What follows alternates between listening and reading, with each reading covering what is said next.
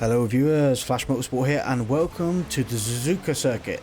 As you can see, the weather is massively on our side where we have the luxury of making use of umbrellas. As you can see, it's a really busy day out on the left hand side. Many people in the stands willing to watch me race this track. Cannot believe the turnout, and not many people have brought umbrellas, to be fair, that I can see. Looking out for the 100 marker just after is the opening of the road. That is your braking point through here, down to 4th gear, and then braking in some more as you come round this corner in 3rd gear. Bring it back over to the right hand side and then let it coast through these next few bends in front of you. You're looking about being in 3rd gear through here whilst you're on wet tyres. The track is very slippy, to be fair. It is holding a lot of water and it's really quite hard to get the tyres to find a position on the track that is dry. The track surface is saturated right away across, so it's not like there's an optional racing line or anything like that. It's literally soaking all the way through, and I think a lot of it is down to the lack of players in this race as well, not drying up the track before qualify, you know, as cars go around. But as we cross over the start and finish line, we are going to set a lap time of 58.571, which does give me P1 because nobody else has qualified yet. But as I'm progressing through this lap right now, the weather is still getting worse and the track is getting wetter and wetter. You can start seeing lines being formed in the track from the car in front. But the issue I'm going to have now is really the rain's coming down so heavy that although the car in front is creating a sort of drier spot, is nowhere near enough to offset the rain that's coming down now. And overall, this lap does tend to be slower than my previous lap. So we're going to skip ahead and start the race. Right now the weather's stopped, the track has dried up nicely, so Forza recommended that I go for medium tyres, which is not a bad call to make. The only issue being I have no idea what everybody else's tyre strategy is, because it never showed us in the pre-race part what everybody's tyres were. It was just a blank and empty space. If we look in the mirror now, everything's kicking off behind us, so hopefully while they're all kicking off with each other here, I can start sneaking away from the pack behind. There's 2 MGs and an Audi, so to be fair, the competition is quite fair because I'm in an MG as well, and the only outlier here is the Audi. And you've got to watch the Audi because the Audi does handle quite well and is fast at the same time. As we're coming through here in 3rd gear, about 75 miles per hour, clipping each of the curbs, cutting this corner here, keeping off the power as you're coming around. As soon as they come over the pit line entrance, start accelerating downhill. Gotta watch where you accelerate through there because the camber of the road, the car is quite unsettled and you can easily understeer off the track. As we come over the start and finish line, we are going to set a first lap time of a 59.295, and we are 2 seconds away from Joe Hendrick in P2 position, who does have a 0.7 second penalty. Coming round here, you want to clip this in the curb, start accelerating out the other side, come back over to the right hand side. You can go into 4th gear as you go through here, let off the throttle, accelerate a little bit and then bring it down to 3rd gear and use 3rd gear to help the car rotate round these corners. You're looking about 75 to 80 miles an hour through these corners. Through this long corner here, you want to get 3/4 of the way around before you start accelerating out the other side. And you can accelerate a good little bit and then dab on the brakes to get the nose back down. Cut this corner again, like I say. Let the car coast down the hill towards a second pit entrance here, and then as soon as you pass that entrance, start accelerating down over the start and finish line again. We are now near 4 seconds ahead of the cars behind, and 5 seconds ahead apparently now, which is absolutely incredible. Looking the left hand side just after the 100 marker, there's that entrance to the road. That is your braking point down to 4th gear, letting it coast around about 100 miles an hour, then braking again into 3rd gear, rubbing this in the curb and start accelerating out the other side. Bring it back over to the right hand side into 4th gear, let it coast through this first corner and then down to 3rd gear into this corner, and you're pretty much 3rd gear most of the way through again. Some of you eagle-eyed viewers may have noticed the odd little raindrop here and there. Hopefully, if it is these odd little raindrops here and there, medium tyres are still going to be the way forward over wet tyres, because wet tyres will be absolutely dead by now. Skipping ahead to the start of lap 7, the rain did really come in and it's starting to get heavier and heavier. Medium tyres are still the right choice, as you can hear the tyres are still skidding, which means they still have very good contact with the tarmac below them. I don't think going to the pits right now and changing them to wet tyres is the right idea. If the medium tyres are still making squealing noises and still skidding, you can hear them echoing over the track. If I went into the pits and put on a set of wet tyres, it might be too dry for them and I'll end up overheating them and eating through the tread. Right now there are spots on the track where it's drier than others, so I do end up going a little bit into the dirt now and again. It's just because I'm hitting a spot that's drier than other parts of the track, thus bringing the car in a little bit more than expected. This is a prime example here. I'm going through here and get on off track, but luckily if I don't get a penalty for it. Right now we are 14 seconds away from P2. Joe Hendrick, that was behind me earlier, has quit the race. Looking on your left hand side for the 100 marker, just after that is that road opening, that is your braking point. I should have braked a little bit earlier considering the rain is coming down, because I do go massively wide and luckily enough I do not get a penalty for it. Completely shocked that I didn't get a penalty for that one, but as the rain is really starting to roll in now, you can hear it getting heavier and heavier. I'm going to have to start reducing the speed more and more. I was in two minds of whether to go into the pits and put a set of wet tyres on or not. Due to the time it takes going through the pits, would I have been able to claw back the time? Let me know down in the comments below. Do you think if I went into the pits and put a set of wet tyres on, the time lost by entering the pits, would you reckon I would have clawed that back with a set of wet tyres on right now and being able to keep P1 position? Or do you think it's better to suffer on these medium tyres as everybody else is? Coming over past the pit entrance, we are really reducing our speed. Rear tyres are stone cold due to the lack of speed and the water on the track.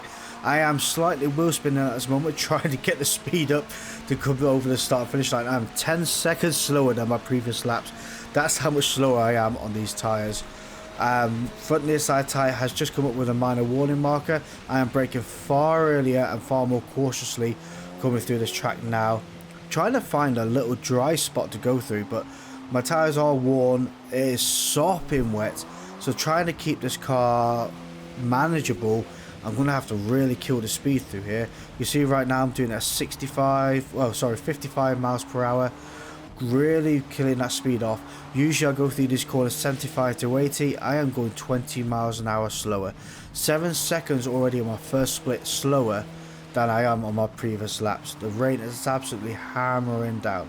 But lucky for me, if they're on medium tyres behind me, which they should be, because I would have expected them to pit by now if they're on wet tyres, due to the fact I would have absolutely shot them because of how dry the track was at the beginning, that I am able to keep away from the cars behind. I am absolutely losing a ton of time trying to keep this car on track. They've already gained 7 seconds on me up to now, but as we cross over the start finish line, we are going to have the win on this race here, as everybody else has pretty much quit besides HRT Spartan. So let's move on to our next race. We are at Laguna Seca. It is dry, thankfully enough, as well as I qualified and got P2 position. Hopefully I'll be able to keep it this time. And if I do keep it this time, you got to hit the like button for me. As we start off, VGT Tito had a great pull off on the line. I'm going to tuck in behind them, come over to the right hand side, braking halfway through the cones down to second gear and bringing it in nice and tight. As soon as you see the inner curb, start accelerating again and come back over to the left. Looking out for the 200 board, braking just after it, down into third gear, letting it coast round, hitting that inner curb and bring it over to the outside. I start accelerating into fourth gear, down with the brakes and hit that inner curb and start accelerating. As soon as you hit that inner curb, start accelerating, apply it gently and it'll bring it over to the outside curb. Looking out for the 200 mark on the right hand side, down to third gear, about 75 miles per hour, brushes in the curb and start accelerating up the hill. As we are coming up this hill, you want to keep on your right hand side just after the bridge, looking out for a 200 marker, braking down to about 90 miles per hour, clip that in the curb and start accelerating up here. Now again, I do an odd braking method up here. I brake just before the brow of the hill and then let off and then brake again just as I get on the hill. This is due to the fact of when I brake at the brow of the hill, the car can be quite unbalanced and the braking effort can be severely reduced. So I brake just before the hill, go over the crest and then brake as soon as the body weight comes back down onto the car.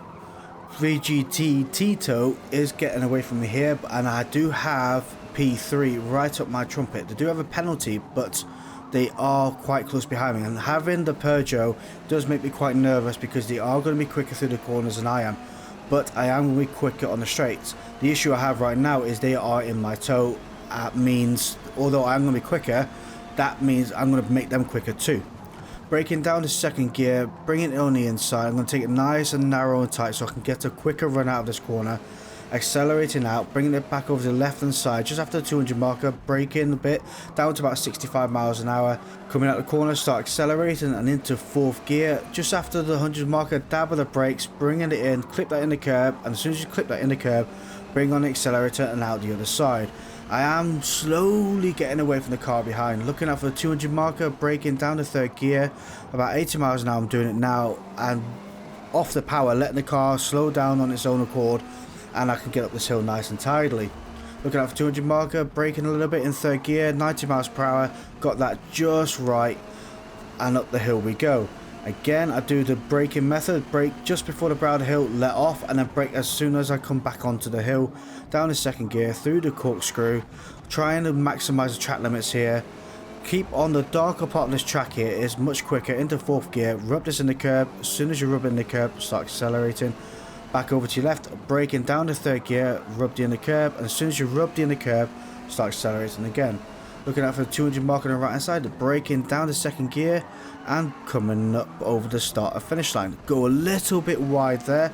Luckily enough, I do not get a penalty. I was so worried about getting a penalty there because it really is easy to get a penalty on the exit of that corner. We are 0.8 seconds away from P3. Hopefully I'll be able to keep that. That means they won't be within my tow. Taking again through here quite narrow, trying to maximize the exit rather than the speed through the corner. Bring it down to third gear. I'll take the kit a little bit too wide here, same as Vito in front, going onto the dirt a little bit. Taking his next corner just a little bit too wide. Again, the pressure is on, and I never thought in my life that I'll feel the pressure from a Peugeot. Looking out for the 200 board on your right hand side, braking down to third gear, about 75 miles an hour, rubbing that inner part of the track and accelerating up the hill we go. You can see P1, 2 and 3, we are now in our own little race. Well, P1 is in their own little race. P2 and 3, me and LXD 1922 is very neck and neck with each other, and P4 is 5 seconds away from the both of us. Coming down through here, second gear, rubbing the curbs as much as you can, trying to abuse that track limits, into fourth gear as we come around this next corner here, clip this in the curb here like that, start accelerating down the hill, bringing it back over to your left, braking just as the curb ends in the third gear, and then try and really maximize the track better than I did. Looking out for 200 marker, down in second gear, rub this in the curb and start accelerating out the other side. We are 0.7 seconds ahead of the car behind, and hopefully my exit through that corner there was much better and they won't be able to be within my tow. As we come to the top of this hill here, looking out for the cones on the right hand side, as the cones pretty much start is where you want to really gauge the braking point through there. Down the second gear, rubbing the two curbs and out the other side, going a little bit too wide there. Come back over to the left, braking, clip this curb just on the inside and accelerate out the other. Keeping to your left hand side into fourth gear, bringing it in nice and tight. More like this was much better. I'm starting to wake up a little bit, realise that stop being such a numpty. I'm 3 seconds ahead of my fastest lap up to now, and this is what I need to keep pushing on. Stop feeling the pressure, stop being under pressure. It's only a Peugeot. I'm sorry if I've upset anybody in the Peugeot community. As we're coming through here, 85, 90 miles per hour in third gear, up the hill we go. Heading up to the corkscrew again, like I said, a double brake just before the brow of the hill, let off, and then brake as the car sits back down into second gear, running through the curves, maximising the track limits, and that was a very good corkscrew. That is one of my weakest points on this track, is the corkscrew, and I was quite proud of going through that as well as I did. You can see I'm 1.6 seconds ahead of the Peugeot behind me just from having that right.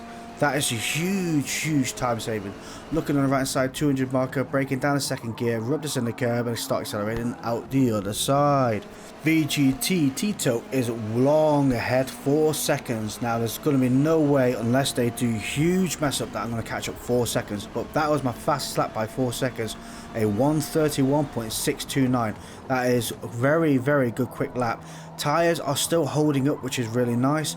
and P3 is still 1.7 seconds away from me, which is what I want. Now I'm in my own little bubble. The pressure has been released off me, which is quite nice, and I can really try and keep the pace up but not feel under pressure from a car in my rear view mirror. 2 seconds away from me right now. Looking out for the right hand side for the 200 marker, braking down to third gear. Both my front tyres are now on minor wear, so I've got to be mindful of that while I'm going off the track and looking at the sand castles. Coming up the hill, 200 marker, braking into third gear, about 80 miles an hour, taking it a bit more cautiously so I don't go off the track, which is costing me a little bit of time. I think the Peugeot behind tyres are in better condition than mine. I think the Peugeot is actually better on tyres than the MG. I'm not too sure, but they are gaining on me, which is what I don't want to happen.